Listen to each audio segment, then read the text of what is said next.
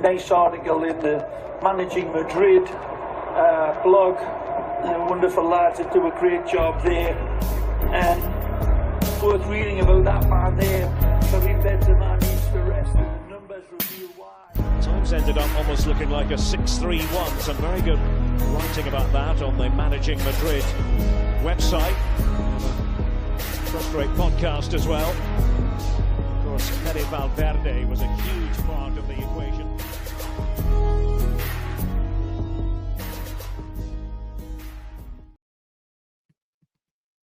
Hey everyone, welcome to the Managing Madrid podcast. We are going to be previewing El Clásico, which is going to be played on Sunday at the Bernabeu between Real Madrid and Barcelona.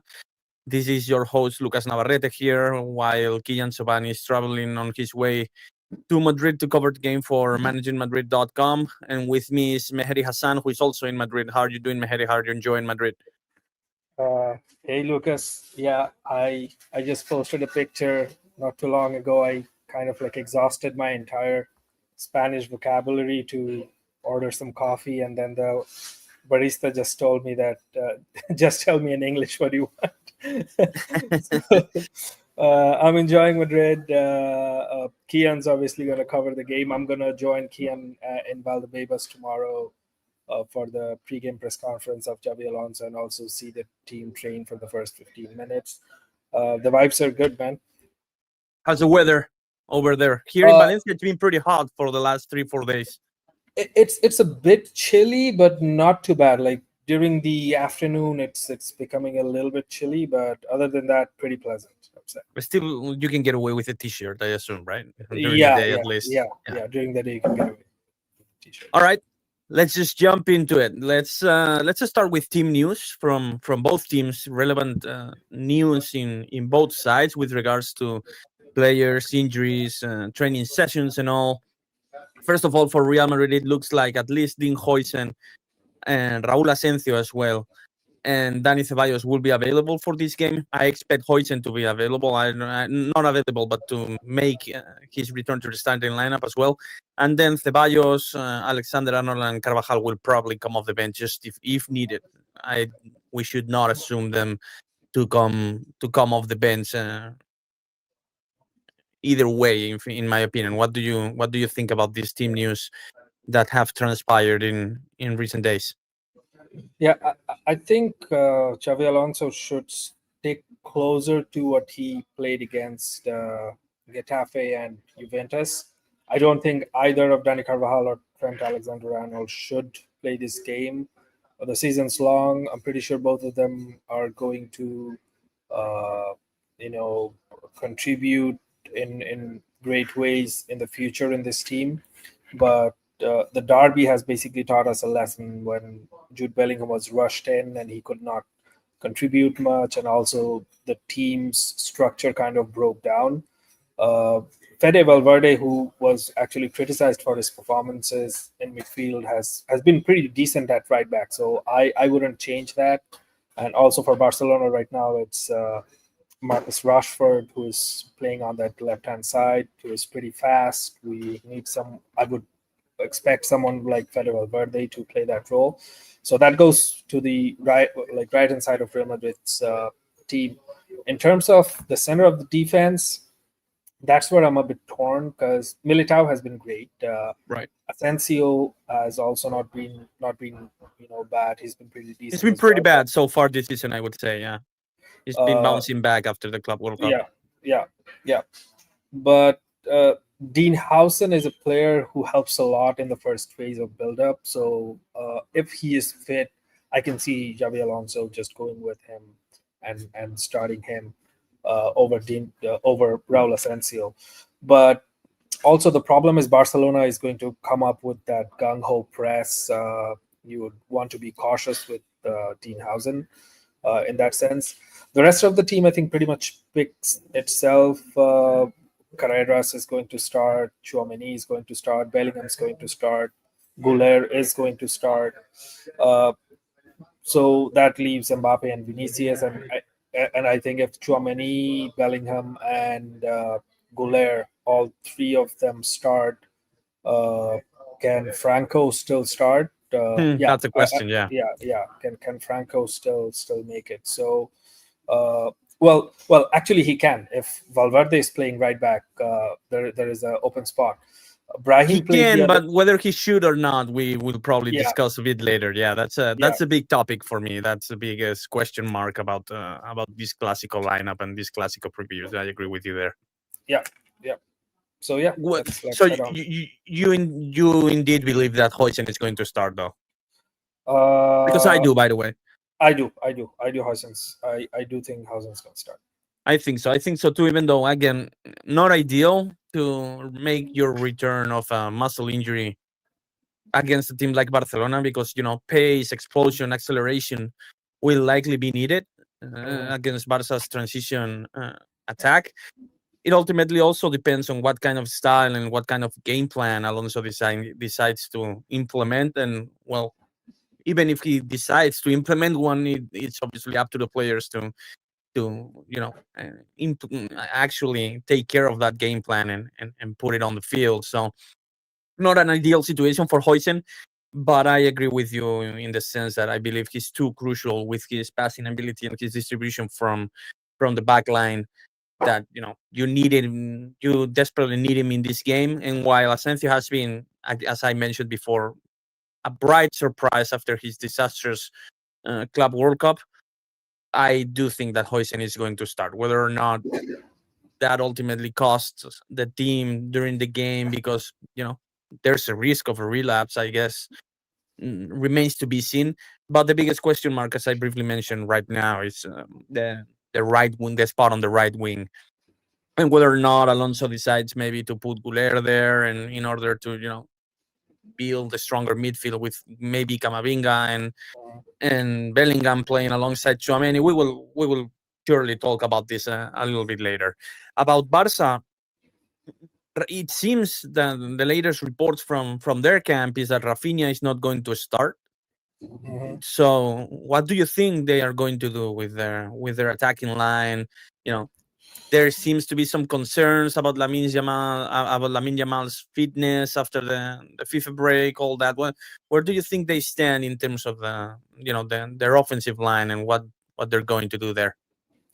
Well, nothing's wrong with his speaking ability or talking trash ability. It seems like in the interview with Ibai, he spoke pretty feistily about Madrid. Lamine, that is, I'm talking about. Barcelona's attack to me also seems pretty straightforward, apart from Rafinha. But first of all, the Rafinha thing could entirely be a hoax as well, by Gerard Moreno. I've seen some of the other big Barcelona accounts have also posted that he's definitely out. But if he just pops out of nowhere, I would not be totally surprised. But if he is not playing the game at all, I think Fermin Lopez comes in his place in the center of the pitch in that attacking role, or Dani Olmo. Is Dani Olmo fit, by the way? I'm not entirely sure. I just read the Rafinha news. I have no idea about Olmo. He missed the last one, right, against Olympiacos. Yeah. So yeah, I guess he's still questionable. About Rafinha, he walked out of the training session, and it seems pretty clearly that he's injured and that he suffers some kind of relapse, because even credible and reliable outlets are saying that he's going to undergo some tests on this injury later today. So I would definitely assume that he's going to be out for this one. Dani Olmo is also out, by the way. Quick update. Yeah. Someone also just commented that Olmo is out. So if Olmo is also out, I think it's still, I can see Ferran Torres up top, and on the left Marcus Rashford, on the right Lamine Yamal, as the quote-unquote number 10 is probably Fermin Lopez, and behind him is Pedri. I think De Jong was also having some physical issues, but he's cleared. They say he's ready. Yeah, he's ready. He's gonna start. It's still, I think, a pretty strong 11. If you ask me, Fermin is obviously not as big as Rafinha, but he has scored his share of goals against us. And who knows? I don't know. Hansi Flick might just start Lewandowski and put Ferran Torres just behind him. That could also be one way. But I think it's going to be Fermin and Ferran in the middle part of the attacking third for Barcelona. The defense is Koundé, Araujo, Kubarsi, and I don't know who plays for left back these days. Is Balde fit, or I think so. I think he's fit. the Yeah. other guy. So both teams struggling here and there, but I think in terms of who is missing, what kind of composition both teams are coming up, it's pretty evened out. Barcelona probably just slightly behind because of this Rafinha thing, but it's pretty close, I would say. What do you think? I think the Rafinha injury is obviously huge for them. Lewandowski, Lewandowski is also out. yeah, Lewandowski is obviously this also is out. terrible scouting from me, sitting in Madrid. Yeah, Lewandowski has been out for a while. Lewandowski is also out, but I think he's pretty washed already. Like I wouldn't have expected him to start in this one. I think they are going to part ways with him after this season, and they will probably replace him with a better player in that front. So I'm guessing as well. I think you're accurate in that regard. That Ferran will be the forward there with Lamine Yamal on the right. We'll see about their injuries, and there's obviously their biggest vulnerability is the defensive line. Their defensive line is very vulnerable, in my opinion. They, Kubarsi is their star player right now in that line, and that says a lot about the current status of your back line. But ultimately, to me, both teams will be vulnerable in transition, so it will be interesting for me to see what team imposes its will against the other, because on one hand you want to be the team controlling the game and having the biggest chances and dominating the tempo of the ball and all that, but on the other hand the opposition can take advantage of transition opportunities against both backlines, in my opinion. Like obviously Real Madrid would be very dangerous in transition with Mbappe and Vinicius against Barcelona's defensive line, and I do worry a little about Militao and Huijsen's speed against Barcelona's attackers. Militao used to be a pretty fast defender, if not one of the fastest in the world. I did not like the other day his play against Blahovic.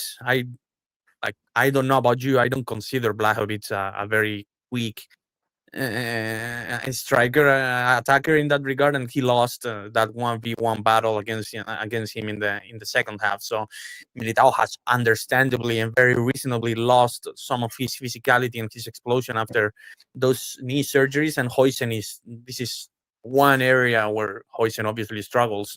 So one part of me kind of wishes that Real Madrid takes advantage of Barcelona's vulnerability in transition. But on the other hand, you also want to take your game to Barcelona and try to to make a statement and prove that you're the better team and that you have the tools to dominate against a game against them. What do you think about this? Yeah, one thing about just a point about Militao, Lucas, is although like he has lost some pace, obviously, because like both of his knees are basically not his knees anymore. They're correct. New knees. Yeah. As like Leah says, that for a player who is no longer playing with knees that they were born with, Militao and like Carval, they're doing pretty well.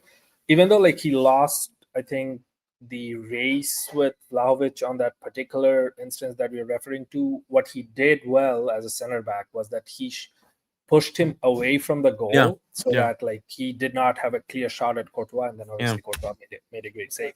Apart from that, in terms of transition opportunities, I keep going back to the last 4-0 Clasico that we lost at the Bernabeu last season.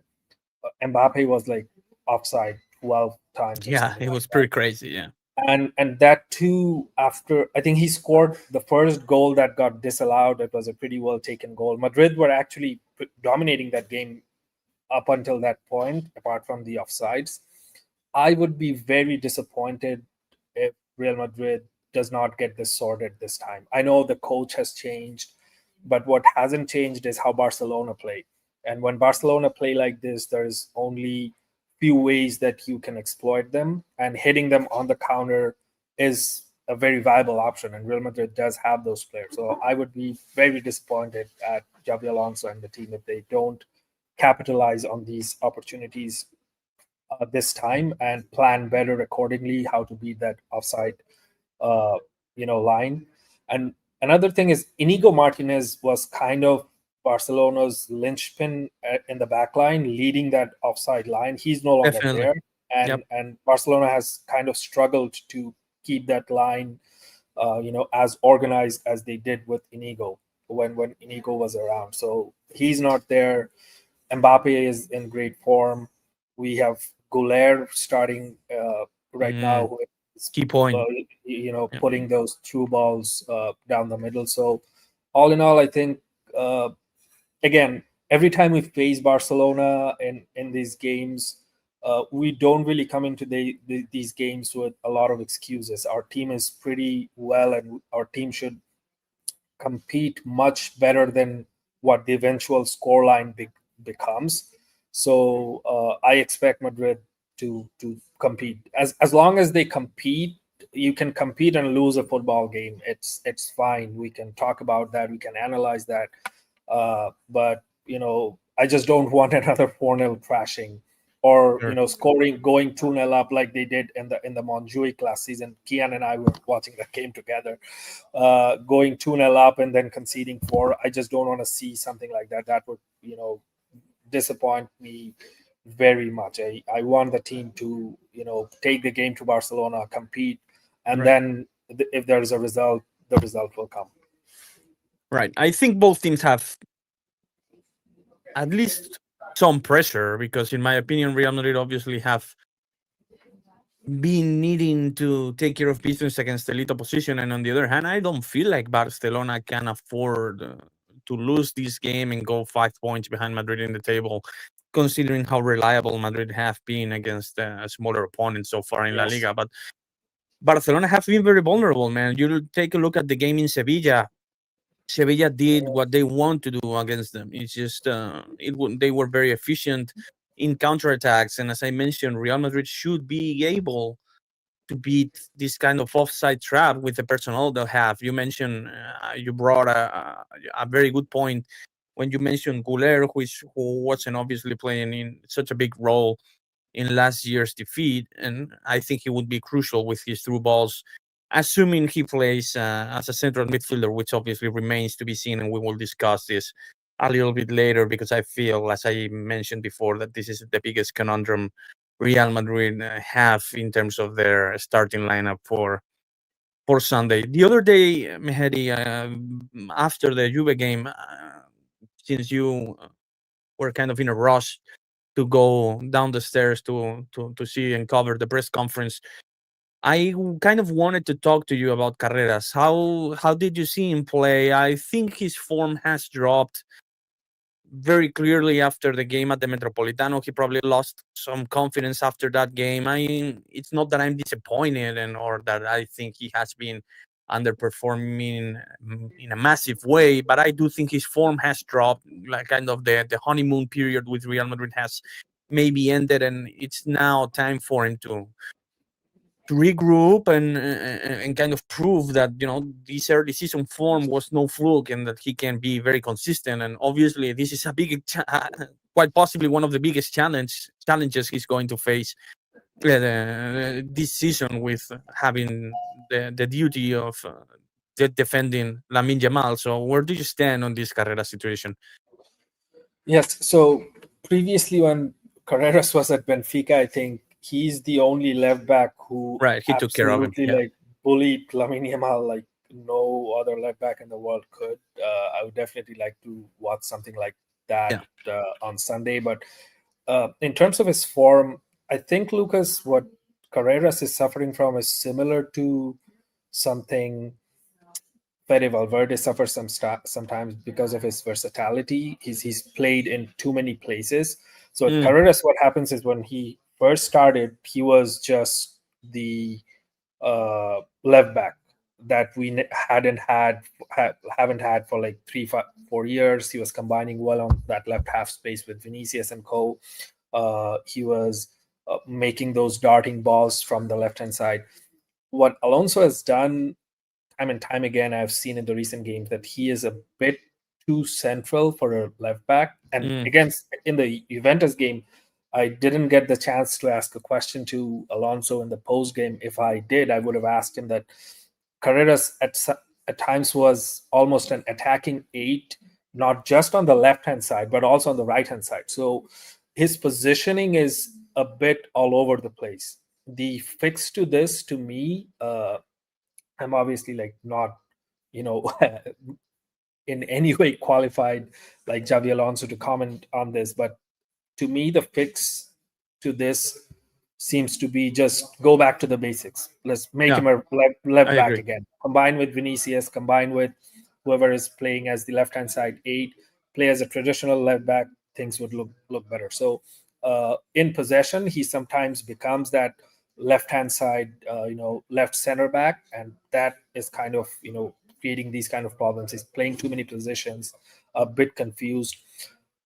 On that note, I think if Hausen comes back, some of that gets sorted because Hausen really commands that left center back area, so that Carreras can just go back to being a traditional left back. That's a fair point. That's a fair point about the role he had been playing more centrally later on, because I think on offense he also tries to be involved, as you mentioned, kind of as a number 8 as well. Reminds me a little bit of the role Marcelo played back in the day, but obviously he definitely doesn't have Marcelo's technical ability or Marcelo's offensive skill set to make the impact Marcelo did. Marcelo, obviously a generational talent. To me, as you probably know already, and you and the listeners know, Marcelo is my goat in the left back spot, even ahead of Roberto Carlos. So when I'm saying that Carreras doesn't have that kind of ability, this is obviously no shot at Carreras at all. I think Carreras has been phenomenal, and I think, as you mentioned, going back to the basics and becoming just a pure left back will be wonderful for Real Madrid here. Also providing a little bit more width to that left flank, and as Vinicius tries to obviously do those diagonal plays and kind of crash the box for Real Madrid. So I agree there. Okay, let's talk about the midfield conundrum and that decision that Alonso is going to have to make here. First of all, like prediction, what do you think he's going to do? Do you think he's going to risk and deploy the Tchouaméni, Arda, Bellingham midfield with Mastantuono on the right wing, Vinicius on the left, and Mbappe up front? Or do you think he will be a little bit more conservative with his midfield and maybe play Camavinga in the midfield and move Muller to the right? What do you think? I think he would keep it simple. I think he would keep it simple because this is a big game. In the last 2 big games, although like in the derby, it wasn't a tactical switch. It was more related to personnel to bring in Jude so early. Excuse me. So I think he keeps it simple this time. It's Tchouaméni, Goulet, Bellingham, and either one from Brahim or Franco Sure, on the right hand side. Since he played Brahim the other day, Brahim, I think he was okay, but he wasn't anything special. I think Mastantuono starts this game. This could be a statement game for him as well. I do understand the frustration of people with Mastantuono completely. I was talking to some of my friends today regarding this as well, that the expectations on Mastantuono are obviously very high. He's a starting right winger at Real Madrid, but at the same time he's just 18, all that stuff. And one thing, Lucas, what Lamine Yamal has done actually is he has kind of inflated the expectation on teenage, flashy wingers. Yeah, sure. A lot. Like the thing is, if it's not as good as Lamine, it's not good at all. So sometimes we feel like that. So Mastantuono in his first few games has done certain things well. Those things I think don't get talked too much. We sometimes focus on his passing, which in the final third has been off at times. His final ball is a bit lacking. 1v1 dribbling has been disappointing at times. I expected much better 1v1 dribbling from him, especially based on how much I've seen him at River Plate. But what he really does well is he tracks back a lot, and he's a good off-ball mover. You can oftentimes see him at the end of crosses, at the end of chances. But overall, I do understand it has been underwhelming. But then again, he's not every 18-year-old is not Lamine Yamal. And I asked Alonso before the Juve game about Mastantuono that what does he need to do to be more decisive. Xavi Alonso seems pretty okay to be more patient with him, and he ended his quote saying basically that we are thrilled that he is with us. So based on the fact that he was rested against Juve, I wouldn't call it rested, to be honest. Based on his performance against Getafe, I would say he was actually benched, not rested. But nevertheless, he got the rest. I think he starts in the Clasico. Okay, so I don't know what's going to happen. It's very hard for me to make a prediction about this lineup. Do you worry at all about the Tchouaméni, Bellingham, and Güler midfield if that is the case? If I know Mastantuono kind of on defense becomes a fourth midfielder, and this is one trait that Alonso likes about Mastantuono is that he keeps a very solid structure on defense because he works really hard. He makes sure to take care of his defensive duties and all that, but I do have my concerns about the Tchouaméni, Bellingham, and Güler midfield against a team like Barca, because all of a sudden, if Barcelona are able to impose their will, this midfield might have some trouble containing the passing and the movement from the likes of Pedri, De Jong. Fermin also is a player who is not easy to track. I do have my concerns about these three guys being the midfielders in such a big game against such an elite opposition. Against the smaller opposition, I think you can get away with playing them. Against Barca, I'm not so sure. Where do you stand on this from your personal feeling? Like, are you concerned at all about their ability to play against such elite opposition with another pure attacker like Mastantuono, even though Mastantuono obviously works really hard as well? If Rafinha was fit, I would be way more inclined to playing Camavinga because then Barcelona would have more traffic down the middle as well. If Rafinha is not playing, I think a lot of their game flows through Rashford and Lamine, which is the two flanks. So maybe, just maybe, we can get away with playing one defender less in the middle of the park. But the thing is, what frustrates me is with players of the quality of Kylian Mbappe, Vinicius Jr., Jude Bellingham, we should get away with not playing a third attacker. Jude Bellingham, Mbappe, and Vinicius should just do the job if we play an extra midfielder in Camavinga.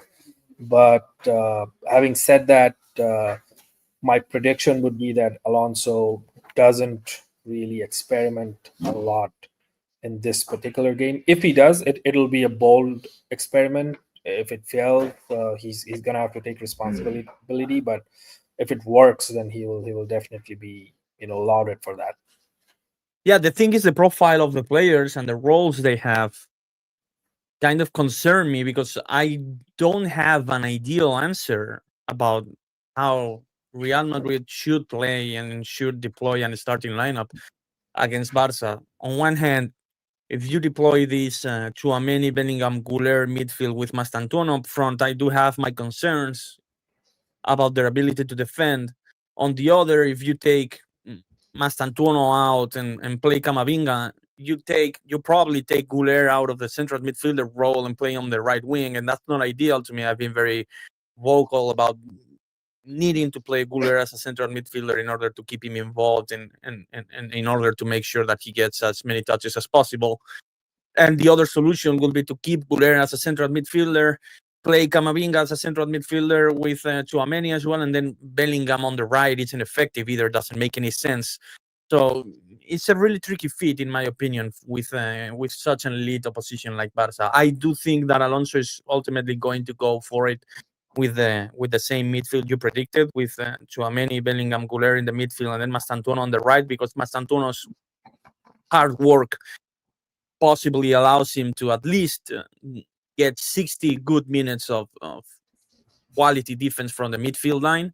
After those initial 60 minutes, it gets rough because we've seen Mastantuono get really exhausted and tired with the pressing he does.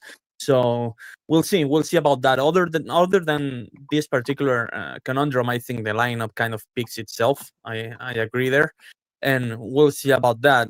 Just to wrap this preview up, Mehedi, what's your scoring prediction for this one? Okay, Lucas, you're probably not aware of this. I have a superstition. I don't predict Real Madrid games. Okay. The last time I did, they lost 4-0. It was the Ooh. Benitez 4-0 last time I predicted, so I don't give out predictions. What I will say to close this out is we obviously discussed the starting 11s and the tactical side of things, but I do want to talk about Real Madrid's technical aspect as well. Sure. The finishing wasn't very good in the last couple of games. There were chances that were created both against Getafe and Juventus, and both of those games should have ended with a bigger scoreline, which it didn't. So against Barcelona, you're not going to get too many opportunities. Whatever opportunities you get, you put it at the back of the net. If you don't, we know what happens. So our strikers, basically, they need to come clutch. If we go way back, like the Mourinho Clásicos, Real Madrid would not, create 5, 6, 7 goal scoring chances in those games. They'll create 2 chances and Ronaldo would score both of them. So this is important against Barcelona. If you create a chance early and you take it casually, you take it too soft, you are hitting it right at the goalkeeper, I think the strikers really need to bring on their A game and finish whatever chance they get with as much disdain as they can, so that they can assert that authority on the game. The crowd would be behind them. The atmosphere will be in favor of them. We will obviously close the roof, which we apparently always do close. Yeah, yeah. We do that for Leganes as well. So Barcelona is not special in that regard, but yeah, I do want our strikers especially to, be on top of their game in that regard. Yeah, that will be needed. Let's just I want to clarify, like, I'm not a fan of Lamine Yamal's antics, Lamine Yamal's comments, Lamine Yamal's PR, and whatever. I do think that his this interview we were talking about with Ibai is probably, if we take if we talk about the context of it all, I think this was two friends having some kind of friendly banter ahead of El Clásico, even though I think he should have avoided the steel part of it. I think other than that, the last time we were there, we won 4-0. That, I think, it was friendly banter between Ibai and Lamine Yamal, who are I wouldn't say close friends, but they know each other for a while. Yeah, Lucas, like I don't mind Lamine Yamal like making make fun out of us because we lost 4-0. He scored. Oh, he should. Yeah, he should, and like we should take it on the chin, and we should make fun of them when we win it. But the thing is, I'm not even like that surprised that he said these things. But the only thing that I take pride in and I feel good about, that there is not a single Real Madrid player in the squad that will say anything like this ever in any interview. So I'm just happy that I'm in the right camp in that regard. You have to hope that the players kind of their egos and their pride is hurt after those comments, at least, and that maybe they add some fuel to the fire, because I do want, I think this is a must, I do want to see a hunger from this Real Madrid side against Barca. I don't think I saw that in the Metropolitano against Atletico, so it's time for them to make a statement here and prove to win, since you and prove that they can compete for a win. Since you didn't give your prediction, I will say that Real Madrid, I will go for a 3-1 for for Real Madrid. Hopefully that is the case, and I'm not jinxing anything. Anyway, Alright. Mehedi, thank you for joining. Thank you guys for tuning in. Let's take this last super chat, by the way. Timmy B says we shouldn't overlook Fermin. He's in top form. I agree. I think this is one profile of a player who is always very dangerous for Real Madrid. I don't know why. Like, not a number 10, not a false 9, but he appears in dangerous attacking positions. So it's one of those players who is obviously very hard to keep a track on because tends to play between the two lines. So I do agree with Timmy here that Real Madrid need to take good care of Fermin. What do you think? Yes, for sure. And he has scored like multiple goals at Clásicos. He's been effective lately. Yeah. He's a very good box crasher. So even though he's not Rafinha, definitely he needs to be tracked for sure. Yeah, that's Tchouaméni's job. Fermin should be Tchouaméni's role. Yeah, exactly. This should be Tchouaméni's I don't think this game. Fermin has played any of his football for Barcelona since Casemiro left. If Casemiro was still here, like Fermin is the player that Casemiro pockets every game. Yeah, I'm confident Tchouaméni has been very effective as a defensive midfielder, so I think he should be for sure okay, at least okay, and a very decent option against Fermin. So yeah, thank you, Mehedi. Enjoy the rest of your time in Madrid, and talk to you soon. Yeah, take care. See you guys.